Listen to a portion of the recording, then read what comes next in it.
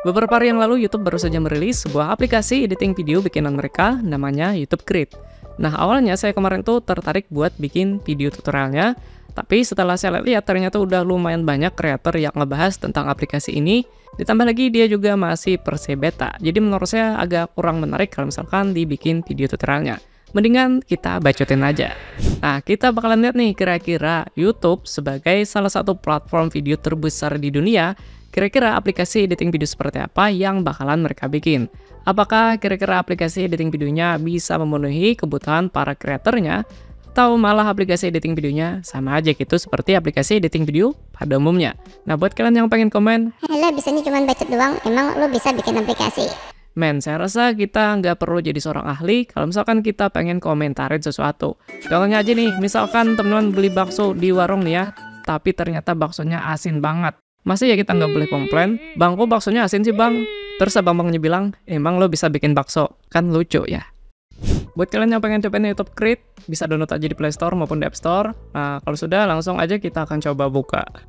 Ketika pertama kali dibuka, kita di sini disuruh buat login ya, bisa pakai akun Google ataupun akun YouTube kita. Nah, jujur aja saya kurang tahu sih ya, ini kenapa kita disuruh buat login. Apakah nanti itu bakalan ada fitur buat langsung upload video ke YouTube? Nanti kita bakalan lihat. Langsung aja di sini kalau misalkan kita pengen bikin project, kita bisa klik tanda plus yang ada di bagian sini. Setelah itu langsung muncul tampilan video dan juga gambar seperti ini ya. Ini sih kurang lebih mirip seperti kayak di CapCut ya. Jadi kan setelah kita bikin project, itu kita disuruh buat masukin video maupun gambar. Sebagai contoh, saya akan coba masukin 3 buah video ini kalau sudah kita import. Oke, jadi video kita yang kita masukin, dia kena convert ya teman-teman. Nah, di sini kalian bisa lihat. Nah, di sini teman-teman bisa lihat ya, ini video kita kelihatannya jadi pecah ya. Nah, di sini kan kalian bisa lihat nih di bagian preview. Padahal ini aslinya videonya lumayan tajam teman-teman, padahal di 1080p, tapi setelah dimasukin di YouTube Create, dia malah jadi pecah seperti ini. Tapi sejujur aja ya, kalau misalkan tampilannya kayak gini, menurut saya agak mengganggu juga sih, karena ketika editing, tampilan videonya kayaknya kelihatan kayak kurang tajam. Kalau kita lihat juga dari segi tampilan halaman editingnya, dia sekilas juga kurang lebih mirip seperti CapCut ya, untuk dari segi tampilannya. Sekarang kita akan coba fitur-fiturnya. Yang pertama, kita akan coba fitur timeline-nya dulu. Oke, untuk fitur timeline kurang lebih sama. Nah, kalau misalkan kita klik, dia juga tampilannya kurang lebih mirip-mirip seperti CapCut ya. Ini kalau misalkan pengen potong, bisa tarik-tarik seperti ini. Bisa juga potongnya menggunakan menu yang di bagian bawah. Nah, bisa pakai split. Selain split, di sini ada juga filter. Oke, pilihan filternya nggak banyak banget sih ya. Kurang lebih seperti ini, tapi ya menurut saya ini lumayan berguna lah kalau misalkan kita pengen ngasih warna pada video kita. Selain filter, di sini ada juga efek. Oke, kalau kita lihat dari thumbnail efeknya, dia ciri khas YouTube banget ya, yaitu menggunakan flat design. Dan di sini efeknya ya lumayan lah, ada beberapa efek seperti itu. Nah, tapi jujur aja ini untuk efek animasinya saya kurang suka ya teman-teman, karena terlalu cepat banget. Dan menurut saya ini nggak recommended banget nih, terutama buat teman-teman yang punya riwayat epilepsi. Kenapa? Karena sebagian orang biasanya tuh nggak tahan sama tampilan efek video yang klip-klipnya yang cepat. Makanya kan kadang di beberapa film atau video itu biasanya dikasih flash warning. Karena sebagian orang itu biasanya nggak tahan dengan tampilan yang klip-klip seperti itu. Dan kalau misalkan epilepsi parah itu berpotensi bisa sampai kejang juga teman-teman. Nah, saya kurang tahu sih ya ini kenapa sih tim UI maupun UX YouTube ngasih efek animasi yang seperti itu ya, yang bentuknya yang cepat banget. Jadi menurut saya dibandingkan pakai animasi seperti itu, lebih baik pakai animasi yang standar yang lingkaran muter-muter. Menurut saya itu bakalan lebih enak sih dilihatnya. Nah, satu hal lagi juga mengenai efek videonya. Di sini efek videonya nggak bisa kita atur ya untuk pengaturannya. Beda kan kalau misalkan di CapCut atau mungkin kayak di KineMaster, itu kan kalau misalkan kita pilih efek video nih, nah nanti kan itu ada pengaturan lagi buat ngatur efek videonya. Nah, sayangnya di sini dia nggak ada gitu. Nah, sekarang kita akan coba fitur selanjutnya yaitu adjustment. Adjustment ini fitur buat ngatur warna atau pencahayaan pada video kita. Dan pilihan adjustmentnya lumayan banyak ya teman-teman, walaupun di sini saya lihat nggak ada fitur HSL seperti yang ada di CapCut. Selanjutnya kita coba yang speed. Speed ini buat ngatur kecepatan video maupun nge-slow-mo kayak gini. Tapi di sini dia nggak ada fitur kurva ya seperti yang di CapCut. Nah, satu lagi nih, di sini ada juga efek transisi. Untuk efek transisinya lumayan banyak sih ya. Kita akan coba misalkan yang ini. Oke, jadi di sini efek transisinya kecepatannya juga bisa kita atur. kita akan coba fitur yang di bawah. Di bawah, yang pertama di sini ada overlay. Overlay ini fungsinya untuk ngasih lapisan video maupun gambar di atas video kita. Contoh misalkan kita kasih gambar, nah jadinya nanti dia bakalan seperti ini. Nah tapi di sini teman-teman bisa lihat ya garisnya itu, maksudnya gambarnya ketinggalan ya, jadi garisnya yang duluan seperti ini. Dan satu juga nih dari segi garisnya yang di bagian overlay, ini menurut saya agak mengganggu juga. Nah di sini kan teman-teman bisa lihat nih, di bagian sisinya kan dia sudutnya tumpul ya, kayak ada objek yang keluar. Menurut saya untuk bagian sini rada maksa juga ya. Setelah itu di bagian pengaturan overlay di sini ada beberapa pengaturan lagi, misal kayak filter kurang lebih sama seperti tadi. Ada juga efeknya juga sama ya. Terus ada adjustnya juga kurang lebih sama seperti tadi. Nah tapi di sini ada satu tambahan yaitu animation. Jadi di sini kita bisa ngasih start animation dan finish animation. Dari sekian banyak aplikasi editing video yang pernah saya coba, biasanya itu tulisannya in animation dan out animation ya. Ini baru pertama kali saya lihat keterangannya start sama finish. Nah, satu hal juga nih yang menurut saya mungkin bisa ditambahkan yaitu dikasih indikator di bagian kiri maupun kanan. Contoh misalkan kalau misalkan dia dikasih in animation, berarti dikasih tanda kuning lah misalnya seperti itu. Kalau misalkan dua-duanya dikasih in animation dan out animation, berarti kuning kiri sama kanannya. Jadi kan menurut saya itu bakalan ngebantu kita nih buat ngelihat objek mana aja sih yang tadi sudah kita kasih animasi gitu. Oke, itu tadi di bagian overlay. Sekarang kita akan coba di bagian text. Text di sini ada dua, ada plain text sama text effect. Kalau plain text ini tulisan standar ya, tulisan yang nggak ada efek segala macam seperti ini. Nah sekarang kita akan coba yang text effect ya. Oke, text effect. Jadi di sini kita disediakan lumayan banyak ya pilihan template tulisan yang menurut saya ini keren-keren sih. Misalkan kita coba yang ini ya, tulisannya bisa kita ganti.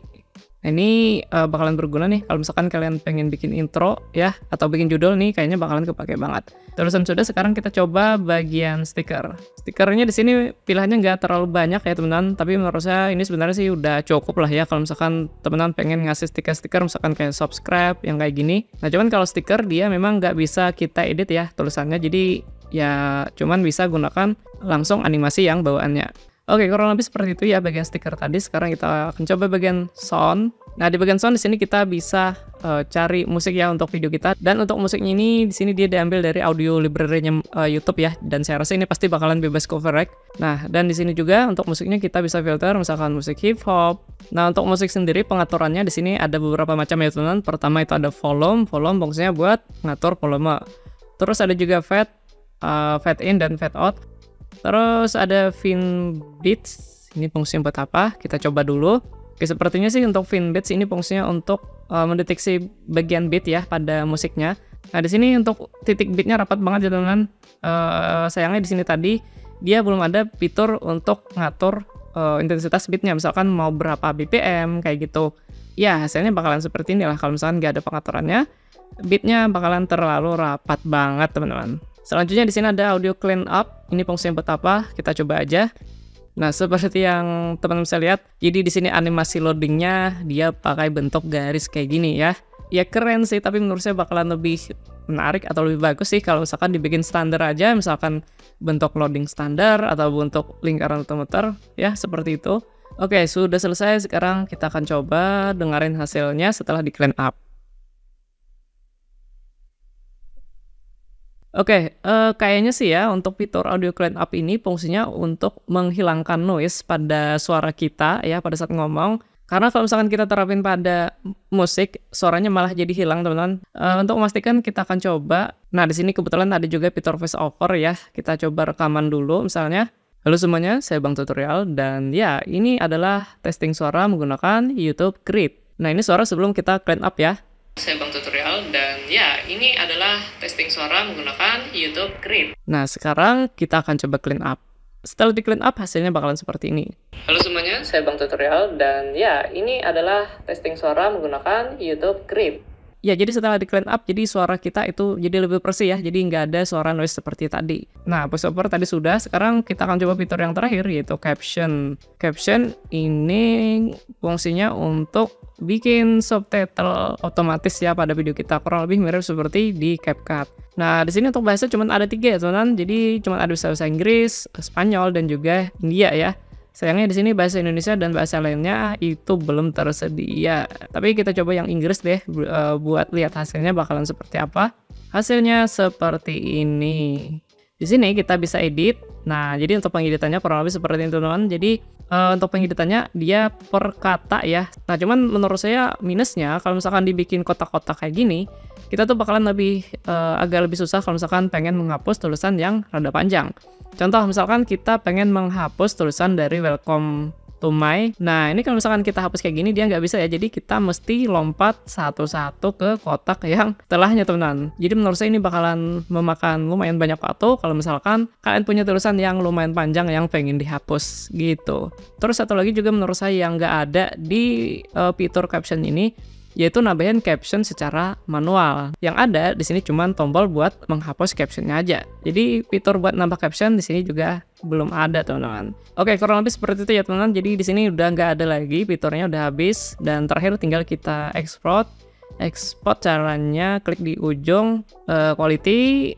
Di sini cuma ada dua ya, 720 sama 1080. Dan di sini nggak ada pengaturan bitrate-nya, teman-teman. Padahal YouTube biasanya selalu ngasih informasi bahwa kalau misalkan kalian pengen kualitas video kalian lebih bagus, jangan lupa atur bitrate-nya dan sebagainya macam segalanya. Tapi entah kenapa di sini malah bitrate-nya nggak dikasih gitu. Ya, tapi gitu lah ya, kita coba yang pengaturan standar 1080p dan langsung aja kita ekspor. Oke, di sini proses ekspornya sudah selesai dan teman-teman bisa lihat di bagian bawah dia ada dua buah tombol. Nah, yang pertama di sini ada tombol buat langsung upload ke YouTube. Kenapa tadi kita di awal disuruh login? Berarti itu supaya kita bisa langsung upload videonya ke YouTube kita. Tapi setelah yang menurut saya agak disayangkan di bagian tengahnya di sini dia terlalu banyak space kosong, teman-teman. Dan menurut saya mungkin space kosong ini akan lebih baik kayaknya sih dibikin sebagai tempat buat nge-preview hasil video yang sudah kita ekspor. Kalau gitu langsung aja kita akan coba cek hasil videonya ya. Jadi kalau misalkan kita pengen cek, kita mesti buka galeri dulu, teman-teman. Sekarang kita akan coba cek tadi untuk hasil videonya apakah pecah juga. Sebentar. Oke, ternyata juga pecah ya, teman-teman, seperti yang di hasil previewnya tadi. Nah, di sini teman-teman bisa lihat hasil video kita setelah diekspor jadi pecah seperti ini. Ini biar lebih jelas. Nah, saya akan coba perlihatkan perbandingannya. Video asli dan video setelah kita edit di YouTube Create ini. Di sini teman-teman bisa lihat perbedaannya seperti apa. Kesimpulannya menurut saya ya aplikasi editing videonya sama aja sih seperti aplikasi editing video pada umumnya yang bisa kita temuin di Play Store. Jadi nggak ada sesuatu yang eksklusif atau sesuatu yang spesial dari aplikasi YouTube Create ini. Dan menurut saya terlalu template juga sih. Mendingan saya pakai CapCut. Jelas-jelas aplikasi yang fiturnya udah lengkap dan lebih canggih juga gitu. Nah, awalnya tuh saya kira aplikasi YouTube Create ini tuh bakalan beda gitu ya, seperti aplikasi editing video pada umumnya. Jadi dia tuh punya banyak sekali fitur yang memang dibutuhkan sama content creator. Karena mereka kan saya rasa pasti punya tuh ya data-datanya, pasti kan lengkap banget tuh kira-kira apa aja sih yang dibutuhin sama kreator mereka. Tapi ternyata tadi fitur-fiturnya juga malahan nggak ada. Nah, kalau saya nih ya sebagai content creator, saya tuh tadi tuh berharapnya ada fitur-fitur misalkan nih fitur AutoCut di bagian video yang diam. Karena gini, ketika kita bikin video, pasti kan banyak tuh ya bagian-bagian di mana kita sedang diam. Dan jujur aja ya, saya paling malas buang bagian video yang diam ini, karena kita mesti motongnya satu-satu, apalagi kalau misalkan videonya panjang banget, aduh, pasti malas banget gitu. Jadi menurut saya kalau misalkan ada fitur otomatisnya buat menghilangkan yang bagian diam ini, menurut saya bakalan keren banget. Dan fitur lain lagi yang menurut saya bakalan berguna, misalkan fitur untuk dapetin footage video gratis, misalkan dari Pixel maupun Pixabay. Jadi kan kalau misalkan kita nih pengen cari footage video ya buat konten kita nggak perlu buka browser atau buka internet, jadi kita cukup akses langsung dari aplikasinya aja. Terus fitur lain lagi yang menurut saya juga nggak ada, yaitu fitur template video, misalkan template intro maupun outro. Nah, jadi kan nih, kalau misalkan kita pengen bikin intro, kita nggak perlu lagi bikin dari awal, jadi kita tinggal pilih template-nya aja, setelah itu kita pilih, dan palingan tinggal kita ganti gambar maupun ganti judul intronya. Apalagi kan kita semua pasti tahu lah ya, intro dan outro itu kan merupakan bagian yang kayaknya nggak pernah bisa terpisahkan dari sebuah video YouTube. Terus satu lagi juga menurut saya fitur animasi, misalkan kayak animasi tombol subscribe, animasi Instagram, tombol like, dan sebagainya, itu tadi kan juga nggak ada tuh. Nah, padahal kan elemen seperti kayak tombol subscribe itu kan biasanya paling sering juga muncul di video YouTube. Jadi seandainya tadi kalau misalkan ada template buat tombol subscribe, misalkan kayak kita tinggal ganti foto profil aja, tinggal ganti nama channel dan sebagainya, udah tinggal langsung bisa pakai. Menurut saya kalau ada bakalan keren juga tuh. Selain itu sebenarnya masih banyak lagi sih fitur yang menurut saya bakalan lebih dibutuhkan sama content creator. Saya rasa pihak YouTube pastinya lebih tahu lah ya apa-apa aja sih yang dibutuhkan sama content creator, karena pastinya mereka punya data yang lebih lengkap. Ya walaupun saya tahu lah ya dia tadi kan masih versi beta kan, masih versi uji coba, pastinya dia masih banyak sekali kekurangannya dan fitur-fiturnya pastinya juga bakalan kurang lengkap. Tapi kalaupun nanti nih misalkan aplikasinya sudah resmi rilis, dalam artian bukan versi beta lagi, kalau misalkan tampilannya sama aja seperti tadi, jujur aja agak kurang tertarik sih buat cobain YouTube Create tadi. Mendingan saya pakai CapCut yang pastinya udah lebih canggih, fiturnya lebih lengkap, dan komunitasnya juga lebih banyak. Nah, menurut kalian sendiri kira-kira kalian bakalan tertarik nggak sih buat cobain YouTube Create? Nah, kalian bisa tulis saja tanggapan kalian di kolom komentar di bawah. So, terima kasih banyak banget buat kalian semua yang sudah menonton video kali ini sampai selesai. Kalau gitu saya tutorial, sampai jumpa di video selanjutnya.